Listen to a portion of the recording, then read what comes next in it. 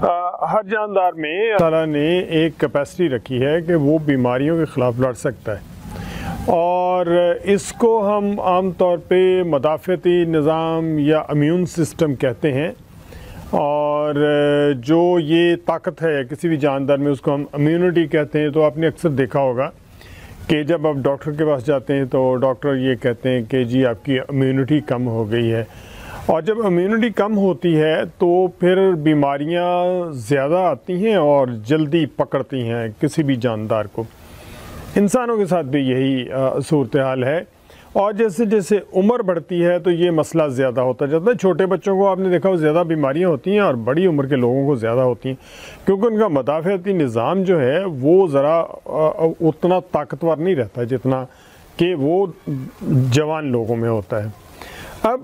ایک بات تو یہ ہے جو کہ بڑی حقیقت ہے، اور ہم ظاہر ہے نہ عمر کو روک سکتے ہیں، نہ اس کو کم کر سکتے ہیں، نہ زیادہ کر سکتے ہیں،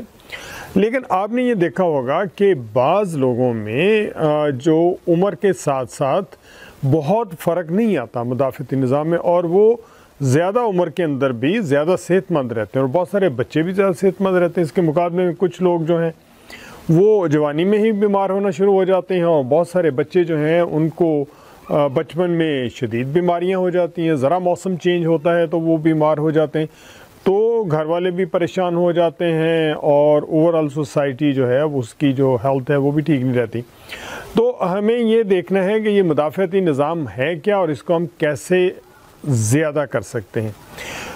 بہت مختصراً میں یہ بات کروں گا کیونکہ یہ ایک سائنس کا سبجیکٹ ہے، تو اس کو ہم عام فہم کرنے کی کوشش کریں گے کہ مدافعتی نظام بیسیکلی ہے کیا۔ تو مدافعتی نظام ہمارا جو خون ہے، اللہ تعالیٰ نے جو بلڈ ہمیں دیا ہوا ہے اس کے اندر دو طرح کے سیل ہوتے ہیں، ایک ریڈ ہیں اور ایک وائٹ ہیں۔ انہیں ریڈ بلڈ کارپسل یا آر بی سیز کہتے ہیں، اور دوسروں کو ڈبلیو سیز، اور ان کو اگر ہم اردو عام زبان میں کہیں تو انہیں ہم کہیں گے کہ جی یہ سرخ جسم ہے اور یہ سفید جسم ہے۔ یہ ایک ٹرم استعمال ہوتی ہے، اگر اردو کی آپ کتابیں پڑھیں گے تو وہاں بھی۔ تو ہمارے خون کے دو حصے ہوتے ہیں، سفید سیل اور سرخ سیل۔ جو تیسرا حصہ ہے جسے پلیٹلیٹس کہتے ہیں، وہ ہمارے وہ پراپر سیل نہیں ہوتے، وہ آپ سمجھ لیں کہ اسمالر سیل ہوتے ہیں، اور ہماری باڈی میں ان کا فنکشن یہ ہے کہ جو خون کہیں نکل رہا ہے، کہیں بلڈ کہیں زخم لگ جاتا ہے، یا بیماری میں کوئی ایسی سچویشن ہو جاتی ہے کہ ہماری باڈی کے اندر سے بلیڈنگ ہونا شروع ہو جاتی ہے، جیسے آپ کو پتہ ہے کہ یہ جو پیچھے بہت ساری 2-3 بیماریاں رہی ہیں، کرونا رہا ہے، یا اس سے پہلے سچویشن ایسی تھی کہ اس میں پھر بلیڈنگ ہونا شروع ہو جاتی ہے، اور جو کوئی بھی جاندار ہے اس کو جب کوئی شدید انفیکشن ہو جاتی ہے تو بھی یہ ہوتا ہے، تو پلیٹلیٹس پہ کام آتے ہیں اور وہ اس کو خون کو بند کرنے کی کوشش کرتے ہیں۔ ہمارے اندر نیچرلی بھی بہت ساری بلیڈنگ ہوتی رہتی ہے، باہر ہماری جلد جو بالکل صاف نظر آتی ہے، لیکن انٹرنلی یہ نیچرل ہے کہ بلیڈنگ ہوتی رہتی ہے، وہ ہمارے سسٹم کا حصہ ہے، اگر نہیں ہوگی تو بھی بہت اچھی سچویشن نہیں ہوگی، تو وہ ساتھ ساتھ بند ہوتی رہتی ہے، تو اس کو پلیٹلیٹس کرتے ہیں۔ پہلی بات تو یہ آپ نے ذہن کے اندر رکھنی۔ دوسرا جو ہے، جو ریڈ بلڈ سیلز ہیں وہ ہماری باڈی کو آکسیجن پرووائڈ کرتے ہیں، جو ہماری چونکہ جو ہمارا میٹابولزم ہے، جس میں ہمارا جو ہم فوڈ لیتے ہیں اس کی جو وہ ہضم ہے وہ جس آکسیجن سے ہوتا ہے، وہ اس آکسیجن جو ہے وہ پرووائڈ کرتے ہیں، اور جو ہماری باڈی کے اندر کاربن ڈائی آکسائڈ بنتے ہیں اس کو باہر نکالتے ہیں۔ تو یہ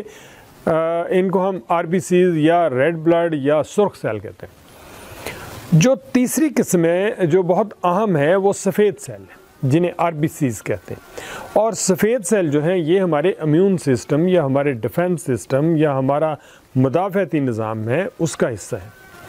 اب یہ کام کیسے کرتے ہیں یہ ہمارا موضوع نہیں ہے، کام بہتر کیسے کرتے ہیں اور کیسے ہم ان کے کام کو بہتر کر سکتے ہیں، انکریز کر سکتے ہیں، اس پہ ہم جو ہے وہ زیادہ بات کریں گے۔ تو عام طور پہ جن لوگوں میں ایج کے ساتھ ساتھ بیماری بڑھتی ہے وہ تو some time it's very natural کہ آپ کا امیون سسٹم ذرا کم ہو رہا ہوتا ہے تو، لیکن اس کو بھی آپ ریورس کر سکتے ہیں،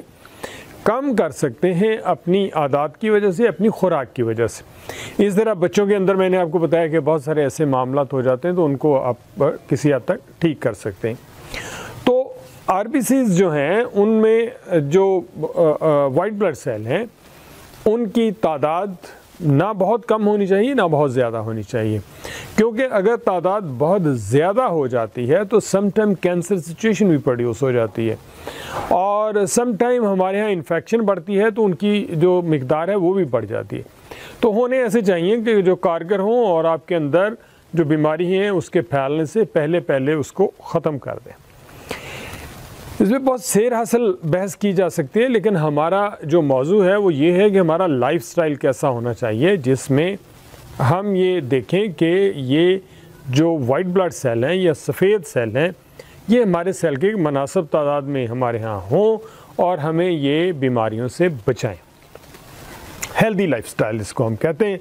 تو کھانے میں آپ ایسی چیزیں استعمال کریں، ایک تو یہ کہ کھانا ورسٹائل ہونا چاہیے، اس میں یہ نہیں کہ آپ ایک ہی چیز کھاتے رہیں، ٹھیک ہے۔ آپ اگر گوشت کھاتے ہیں تو بس ہفتے میں ایک آدھ دن کھا لیں، اور اگر سبزیاں کھاتے ہیں تو یہ نہیں کہ سبزیاں ہی کھاتے جا رہے ہیں، گرین آپ ضرور لیں ہفتے کے اندر، جو سیلڈ ہے وہ ضرور لیں، سلاد جسے کہتے ہیں وہ ضرور لیں، ٹھیک ہے۔ اب اس میں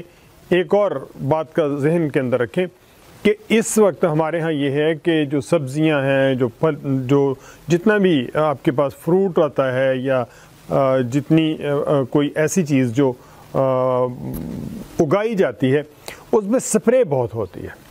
تو ہم کھاتے تو فائدے کے لیے ہیں لیکن سم ٹائم ہمیں نقصان دے دیتی ہیں۔ تو کوشش کریں کوئی ایسی جگہ ڈھونڈیں، کسی بندے سے کانفیڈنس میں لے لیں اور اس سے پوچھ لیں کہ یار دیکھ لیں یہ اس کے اندر کوئی بہت زیادہ سپرے تو نہیں ہے، تو اس کو پھر آپ جو ہے وہ وہاں سے لے سکتے ہیں۔ سیزن کی سبزیاں اور سیزن کے پھل کھائیں، ٹھیک ہے، یہ بات جو ہے یہ بہت اہم ہے۔ اور اپنی جو جنرل لائف ہے، ڈیلی لائف، اس کو ہیلدی رکھیں۔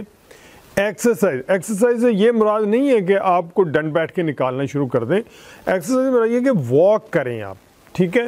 آپ کسی دوست سے مل جائیں، جو خواتین ہیں وہ دونوں فرینڈ شپ ہوتی ہے ان کی، یا گھر کے اندر، بے شک چھوٹا ہے یا بڑا گھر ہے تو گھر کے اندر آپ واک کر سکتے ہیں۔ تو کوشش کریں کہ ڈیلی آدھا گھنٹہ واک ضرور آپ کریں شام کے وقت کھانے سے پہلے۔ آپ نے کھانے سے پہلے واک کرنی ہوتی ہے، کھانے کے بعد بہت سارے لوگ کہتے ہیں کھانے کے بعد واک کی، تو وہ آپ 2-3 گھنٹے کے بعد کیجئے پھر کھانے کے بعد، کیونکہ جب آپ نے کھانا کھا لیا ہے تو آپ کے جو سسٹم ہے، ڈائجسٹو سسٹم، اس کو آکسیجن کی ضرورت ہوتی ہے، اس کو آپ کے بلڈ کی ضرورت ہوتی ہے، بلڈ آکسیجن لے کے جاتا ہے تو وہ ڈائجسٹ ہوتا ہے۔ اگر آپ چلنا شروع کر دیں گے، اب آپ کہیں گے کہ کھانے کے بعد تو چلنے کی کا آرڈر ہے، حکم ہے، جیسے چہل قدمی ہم کہتے ہیں،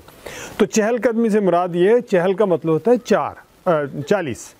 تو 40 قدم چلنے کا حکم ہے۔ تو 40 کا مطلب یہ ہے کہ آپ، یہ فارسی کے اندر چہل 40 اکثر ایسے بولتا ہے جیسے ہم کہتے ہیں آپ کو کئی دفعہ کہا ہے، اور ایسے، تو یہ محاوراتی طور پہ ہے۔ تو اس میں آپ تھوڑا سا چلتا کہ آپ نے جو کھانا کھایا وہ سیٹل ہو جائے، یہ نہیں ہے کہ آپ واک کرنا شروع کر دیں یا آپ بھاگنا شروع کر دیں یا آپ کو ایسی ایکسرسائز کرنا شروع کر دیں جس سے آپ کی جو بلڈ سپلائی ہے وہ اس طرف ہو جائے اور آپ کا جو اسٹمک ہے اس کو بلڈ سپلائی کم ہو جائے۔ تو ہم نے ابھی تک 2 چیزیں کی، ایک تو ہیلدی لائف ہے، کھانے میں آپ نے بہت احتیاط کرنا ہے